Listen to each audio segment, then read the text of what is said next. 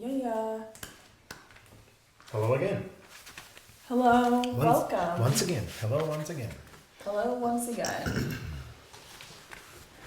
Tennis ball. Sit on the tennis ball. Yeah. Perfect. We're just sitting over here on yoga blocks and bolsters because we haven't totally figured out. I don't know, like I would give this whole setup that we have here like a 6 out of 10. Oh wow, you're so generous. Oh, you wouldn't even give it that? What would you give it? No, I'm just joking. No, 6 is good. Yeah, 6. Like, it's not the worst, it's not the best, but like, you know, life is a work in progress. Yes. Oh my gosh, I literally did not plan this. This seems like I totally planned it. July 16th is Progress of the Soul. Okay. And I just said work in progress. Work in progress, yeah. Amazing. I mean, I looked through these titles like 2 days ago or something. I was just like, oh, let me look through the titles. But like, that was the only time I looked through that. And then I said progress, and then somehow you're connected to that, like subconsciously almost. Yeah, very cool. Yeah, that's great. Call it coincidence if you want, but you know, but also it's also like nice to experience that connection. Of course, yeah. Serendipity is. Yeah. Serendipity. It exists. Okay, July 16th, Progress of the Soul. Progress of the soul. Marcus Aurelius says, "To what service is my soul committed?" Constantly ask yourself this, and thoroughly examine yourself by seeing how you relate to that part called the ruling principle. Whose soul do I have now? Do I have that of a child, a youth, a tyrant, a pet, or a wild animal?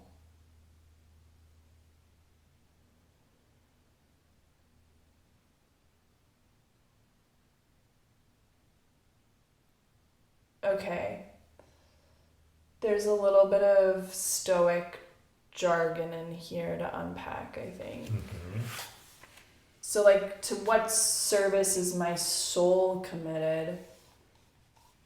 Okay, so first of all, I don't know if I fully understand the Stoics' concept of a soul. Mm-hmm. That would be like my first thing to get right. Like if I don't have this right, then how am I? Yeah. How do we go forward? Yeah. Is my soul committed? Okay, so if I'm gonna take the soul here and define it as like whatever part of us is. I just had it. Experiencing? Experiencing is good. Whatever part of us. Hearing? Experiencing, seeing, hearing. Mm-hmm. Whatever's using the body, whatever's using the sense organs, whatever's like in charge of the brain and in charge of the heart. Of the whole thing. Of the whole system, yeah, the whole thing, yeah. And like whatever actually has like, there is some will that we have in our bodies. We're like moving in the world. We're like making decisions. Like whatever it is within me that has the capacity to do that. To like what is willing? The thoughts to come up, the feelings to come up, the behavior that I exhibit in the world. Like what's the engine or like the light switch behind that? So that's the soul. That's what I am going to just assume the soul is. Let's put that description as that's what it is for this for this time. So now he's saying constantly ask yourself this and thoroughly examine yourself by seeing how you relate to that part called the ruling principle. So now when he's saying you, it sounds like... I know, it's breaking my brain. So, no, well, then I would just say you, the soul, right? You, the soul. Like, how is that all... Yourself. Yeah. Or is he talking about you as the thing that is separated from the soul, like I have a soul, therefore I am separated from the soul, and the I is the one that is he's talking about. That he's saying you means I, right? I would say like the I and the soul, like I can see like a separation between like the soul and like the body unit. And so when he's saying thoroughly examine yourself, is he talking about like both the soul and the body unit? Well, see, when you're saying body unit, you're saying body unit as the body, but then there's also the mind, right? Like I mean the whole package. The thing that we say, I am hungry, right? Like I'm not pointing out like my soul is hungry. I'm saying me as this body, this brain, the stomach. I have like the hunger hormone is in my system, and then sends it to my head and in my brain, and now I'm hungry, and I'm saying to the world and to myself, I am hungry. Yeah, we refer to ourselves as like a composite of the soul plus the body unit. Plus the body. And when I'm saying body unit, I'm meaning mind also as part of that, because it's all contained within the body structure. Okay, so go back to that. So constantly ask yourself this and thoroughly examine yourself.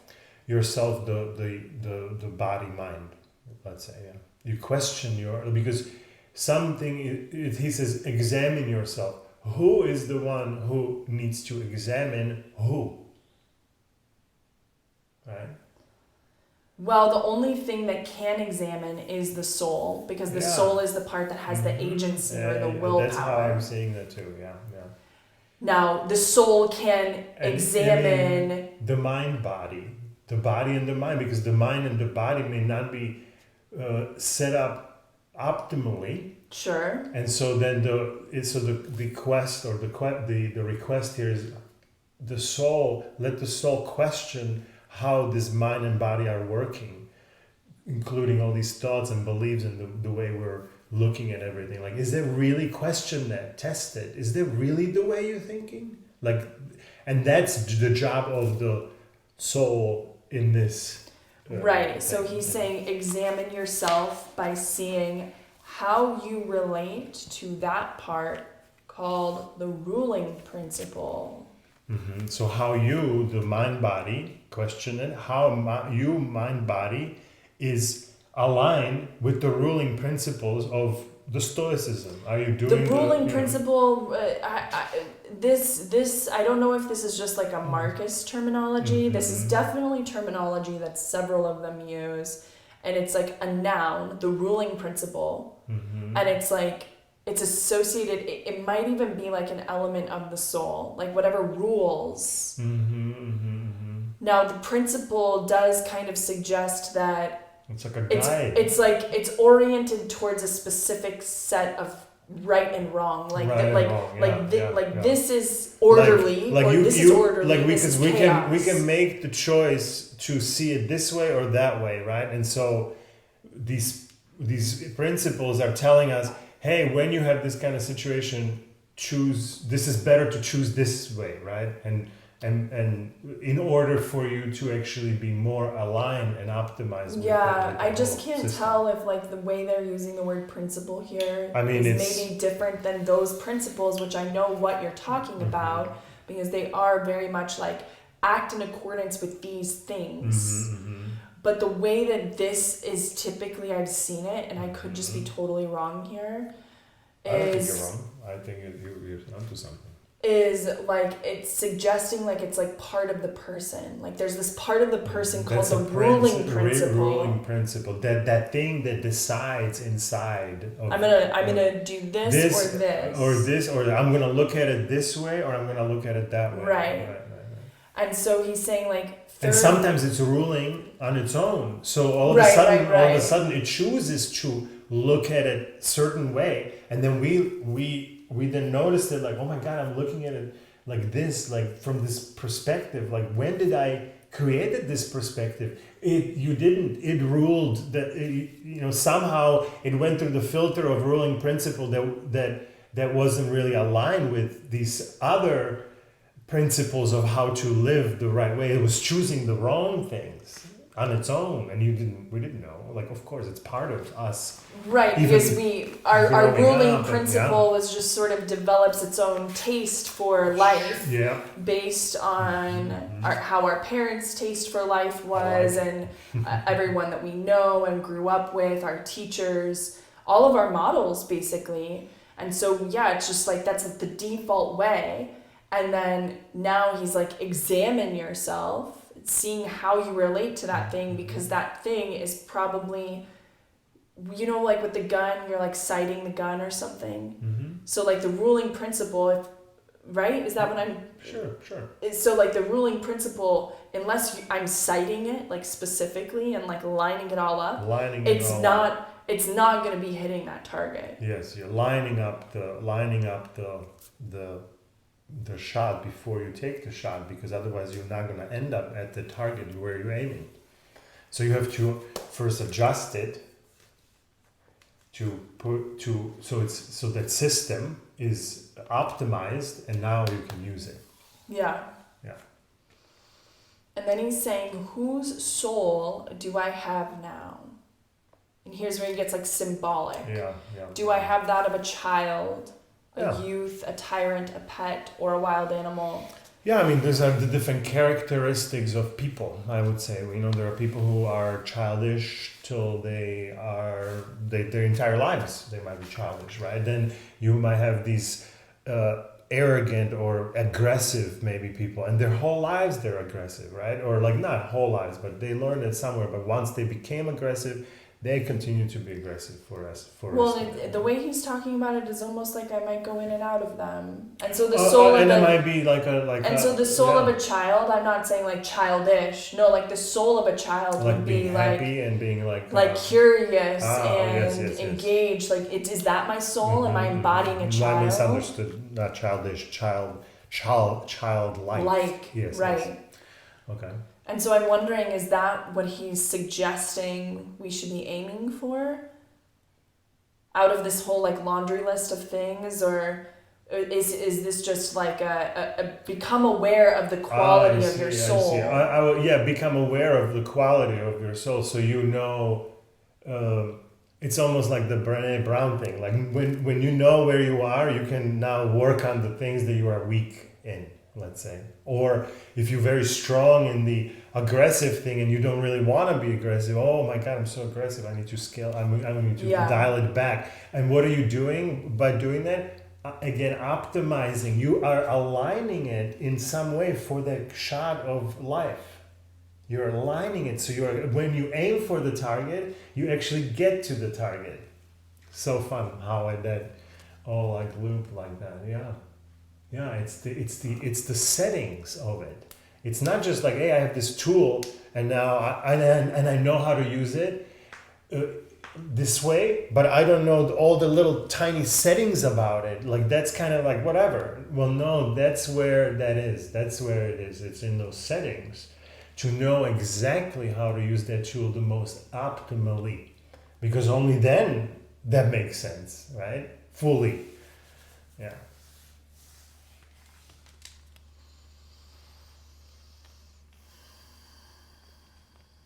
Ryan time?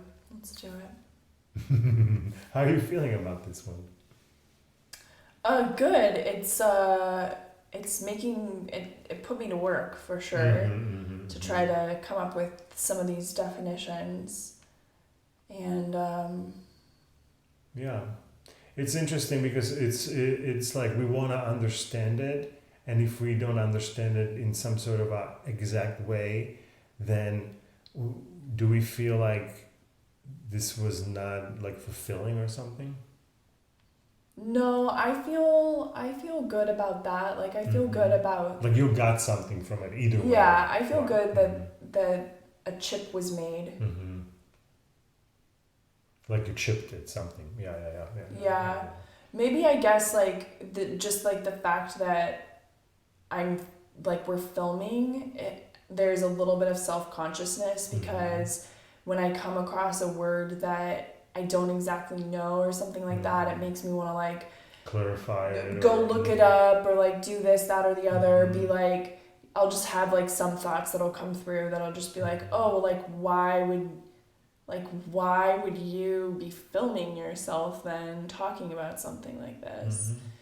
So it's not a big thing, but I just noticed that that goes through the whole system, of like, and it changes probably like how I approach the material in some way, you know. Mm-hmm. But Cool. it's all good. Yeah, great. Okay, let's do Ryan. Ryan says, to what are you committed? What cause? What mission? What purpose? What are you doing? And more important, why are you doing it? How does what you do every day reflect in some way the values you claim to care about? Are you acting in a way that's consistent with something you value? Or are you wandering, unmoored to anything other than your own ambition? When you examine these questions, you might be uncomfortable with the answers. That's good. That means you've taken the first step to correcting your behavior, to being better than those wild creatures Marcus mentions. It also means you're closer to discovering what your duty calls you to do in life. And once you discover it, you've moved a little bit closer to fulfilling it.